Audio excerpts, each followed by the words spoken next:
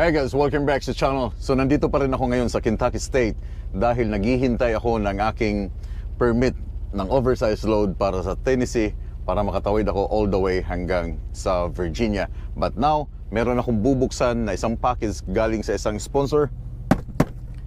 Portable electric espresso machine. Ito ay pinadala sa akin 2 months ago na. Hindi ko lang siya nabubuksan dahil kulang ako sa time para gawin itong unboxing ng kanilang product. And by the way, itong video na to ay sponsored ng Out in Nano.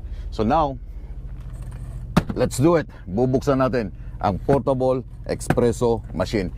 Ito ay maganda para sa mga truck drivers, long haul, regional, city driver, or kahit hindi mga truck driver. Kung wala na kayong time dumaan sa Tim Hortons, sa McDonald's para sa inyong kape, pwede nyo itong bilhin para kayo na mismo gagawa ng inyong kape habang nagda-drive, habang binabagtas ang kahabaan ng highway papunta sa inyong trabaho.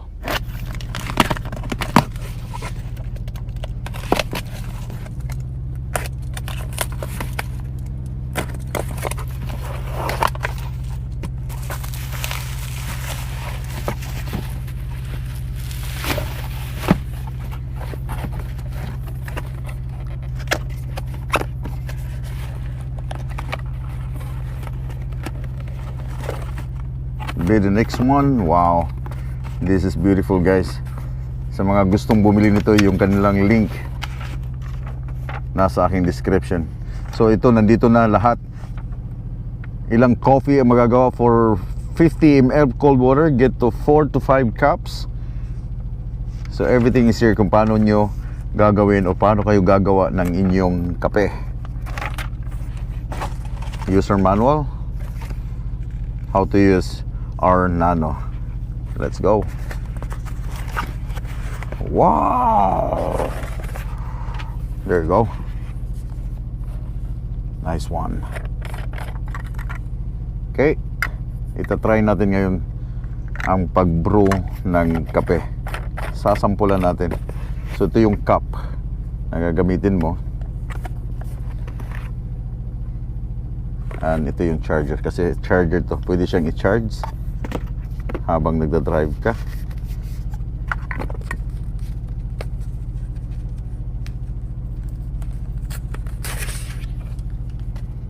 Ito yun.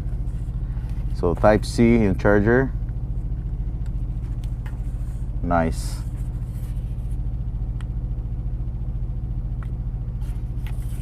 So let's do it. Okay guys, it's a full charge. Kailangan bago mo siya gamitin, kailangan naka full charge. So ganito yung paggamit niya. Remove mo tong lid niya. So meron to siyang filter dito sa lalim. Remove it. And this one. Okay, so dahil wala akong ground coffee, gumamit ako ng McCafe. So ito yung lalagay ko dito sa capsule niya.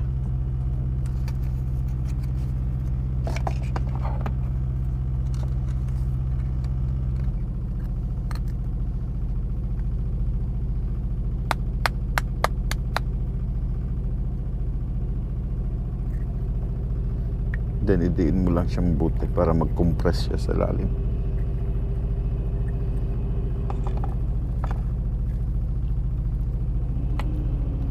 Then ibabalik mo siya dito sa kanyang filter.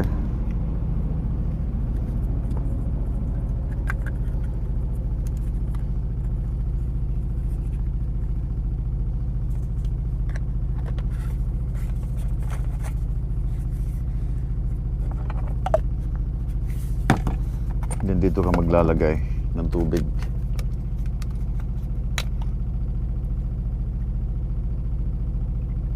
So hindi naman siya necessary na kailangan punuin. Then 2 seconds. So ang pag-brew ng coffee para sa espresso ay 3 to 4 minutes.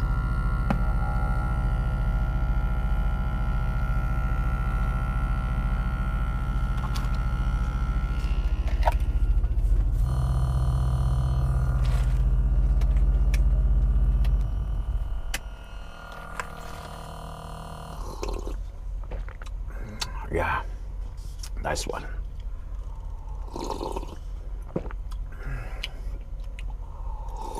para sa mga coffee lover na katulad ko at gustong magkaroon ng ganitong product, portable electric espresso machine, yung kanilang link ay ilalagay ko sa aking description para sa inyong mga order. Katulad ko na isang long haul truck driver, minsan may mga parking area or kadalasan may mga parking area na walang coffee shop. Somewhere sa US, titigil tayo sa rest area. Somewhere dito sa North, titigil tayo sa rest area.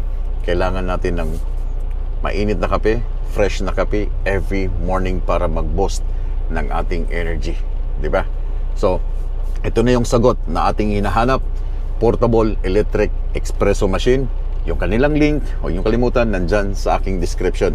Kailangan natin to, lalo na pag darating na ang winter time.